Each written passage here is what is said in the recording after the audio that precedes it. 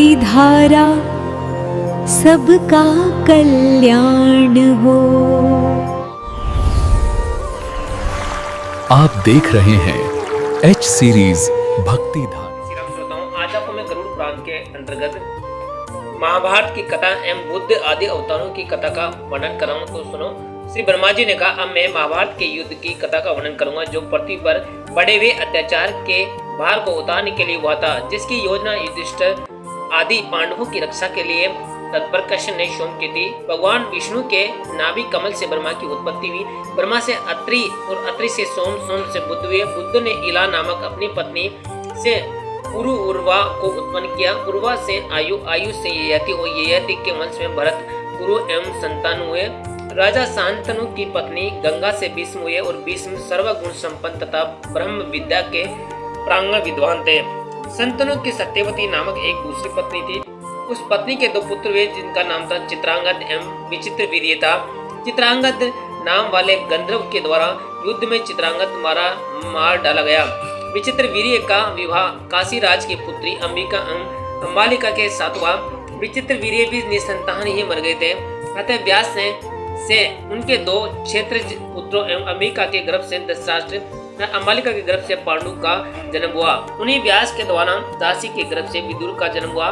धृतराष्ट्र के गांधारी से 100 पराक्रमी पुत्र हुए, जिनमें दुर्योधन सबसे बड़ा था। पांडु पत्नी कुंती एवं माद्री से 5 पुत्रों का जन्म हुआ। युधिष्ठिर, भीमसेन, अर्जुन, नकुल और सहदेव, ये 5 पुत्र बड़े ही बलवान एवं पराक्रमशाली थे।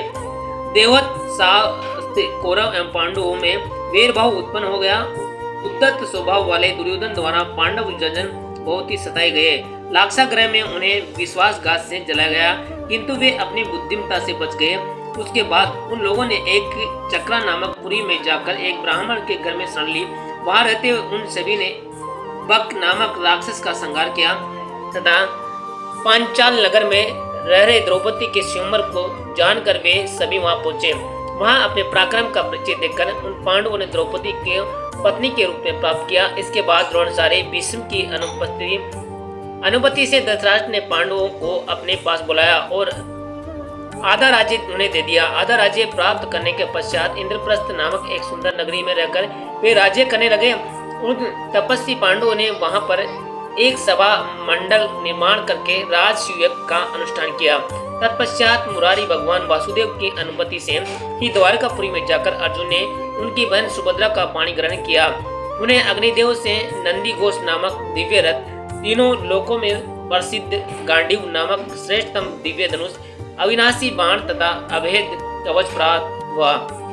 उसी धनुष से कृष्ण के सहचर वीर अर्जुन ने अग्नि को खांडव वन में संतुष्ट किया था। दिग्विजय में देश देशांतर के राजाओं को जीतकर उन्हें प्राप्त रतन राशि लाकर उन्होंने अपनी नीति परायण ज्येष्ठ भ्राता युधिष्ठिर को सौंप दी थी। भाइयों के साथ धर्मराज युधिष्ठिर, कर्ण, दुशासन और शकुनी के मत में स्थित पापी दुर्योधन के द्वारा दूत कीड़ा के मायाजाल में जीत लिए गए। उसके बाद 12 वर्षों तक उन्हें वन में महान कष्ट उठाना पड़ा। तदंतर व्योम में ऋषि तथा अन्य मुनियों के साथ द्रौपदी सहित ये 5 पांडव विराट नगर में गए और गुप्त रूप से वहां रहने लगे। 1 वर्ष तक वहां रहकर दुर्योधन द्वारा हरण की जाती हुई गायों का प्रत्याहरण करके अर्थात वापस लौटा कर वे अपने राज्य में पहुंचे। सम्मानपूर्वक दुर्योधन से उन्होंने अपने आधे राज्य के हिस्से के रूप में 5 गांव मांगे, किंतु दुर्योधन ने वे भी प्राप्त नहीं हो सके। अतः कुरुक्षेत्र के मैदानों में उन वीरों को युद्ध करना पड़ा। उसमें पांडवों की ओर 7 दिव्य अक्षौहिणी सेना थी। दुर्योधन 11 अक्षौहिणी सेना से युक्त थे। ये युद्ध देवासुर संग्राम के समान महाभयंकर हुआ। सबसे पहले दुर्योधन की सेना के सेनापति भीष्म हुए और पांडवों के सेनापति शिखंडी बना। उन दोनों के बीच में शस्त्र से शस्त्र तथा बाण से बाण भिड़ गए। 10 दिनों तक महाभयंकर युद्ध होता रहा। शिखंडी और अर्जुन सैकड़ों बाणों को से बिंद कर भीष्म धराशायी हो गए, किंतु इच्छा मृत्यु का वरदान होने से भीष्म की उस समय मृत्यु नहीं हुई। जब सूर्य उत्तरायण में आ गए तब धर्म संबंधित विभिन्न उपदेश देकर उन्होंने अपने पितरों का तर्पण किया और भगवान गदाधर का ध्यान करते हुए अंत में वे उस परम पद को प्राप्त हुए जहाँ पर आनंद ही आनंद है और जो निर्मल आत्माओं के लिए मुक्ति का स्थान है। तदंतर सेनापति के पद पर द्रोणाचार्य आसीन हुए। उनका युद्ध पांडव सेनापति दुष्टदुम्न के साथ हुआ। यह परम दारुण युद्ध 5 दिनों तक चलता रहा। जितने भी राजा इस युद्ध में सम्मिलित हुए सभी अर्जुन के द्वारा मारे गए। पुत्र शोक का समाचार सुनकर द्रोणाचार्य उस शोक के सागर में डूब कर मर गए। इसके बाद वीर अर्जुन से लड़ने के लिए कर्ण युद्धभूमि में आया तो 2 दिनों तक महा भयानक युद्ध हुआ करके वह भी उनके द्वारा प्रयुक्त अस्त्रों से न बच सका। तत्पश्चात शल्य धर्मराज से युद्ध करने के लिए अपराह्न काल होने के पूर्व धर्मराज तीक्ष्ण बाणों से भी वो चल बसा। तदंतर कालांत तक यमराज के समान क्रूर युद्ध दुर्योधन गदा लेकर भीमसेन को मारने के लिए दौड़ा, किंतु वीर भीमसेन ने अपनी गदा से उसे गिरा दिया। उसके बाद द्रोण पुत्र अश्वत्थामा रात्रि में सोई हुई पांडु की सेना पर आक्रमण कर दिया। अपने पिता के वध का स्मरण करके उसने बड़ी बहादुरी से बहुत मौत के घाट उतार दिया। धृष्टद्युम्न का वध करके उसने द्रौपदी के पुत्रों को भी मार डाला। इस प्रकार पुत्रों का वध होने से दुखित एवं रोती हुई द्रौपदी को देखकर अर्जुन ने अश्वत्थामा को परास्त कर ऐसिक नामक अस्त्र से उसकी शिरोमणि को निकाल दिया। उसके बाद अत्यंत शोक संतप्त स्त्री जनों को आश्वस्त करके धर्मराज युधिष्ठिर ने स्नान करके देवता एवं पितृजनों का तर्पण किया। तत्पश्चात भीष्म के द्वारा दिए गए सद उपदेशों से आश्वस्त महात्मा युधिष्ठिर पुनः राज कार्य में लग गए। अश्वमेध यज्ञ का अनुष्ठान करके उन्होंने भगवान विष्णु का पूजन किया तथा विधिवत ब्राह्मणों को दक्षिणा आदि देकर संतुष्ट किया।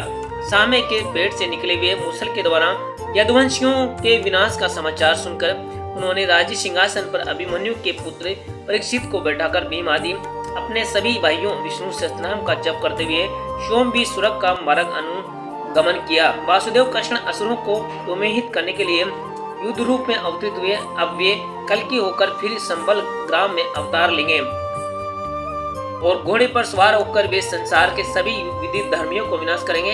अधर्म को दूर करने के लिए सप्तगुण संपन्न प्रधान देवता आदि की रक्षा एवं दुष्टों का संहार करने के लिए निमित्त भगवान विष्णु का समय पर वैसे ही अवतार होता है जैसे समुद्र मंथन के समय धनवंतरी होकर उन्होंने देवता आदि की रक्षा के लिए विश्वामित्र के पुत्र महात्मा सुश्रुत को आयुर्वेद का उपदेश दिया था। इस प्रकार महाभारत की कथा एवं भगवान के अवतारों की कथा का मैंने वर्णन किया है। इसे सुनकर मनुष्य स्वर्ग को प्राप्त करता है। जय श्री राम। श्रोताओं, गरुड़ पुराण की महाभारत की ये कथा आपको कैसी लगी कृपया कमेंट करके जरूर बताइए और ऐसी कथा सुनने के लिए हमारे चैनल एच सीरीज भक्ति धारा को एच सीरीज भक्ति धारा को सब्सक्राइब करें।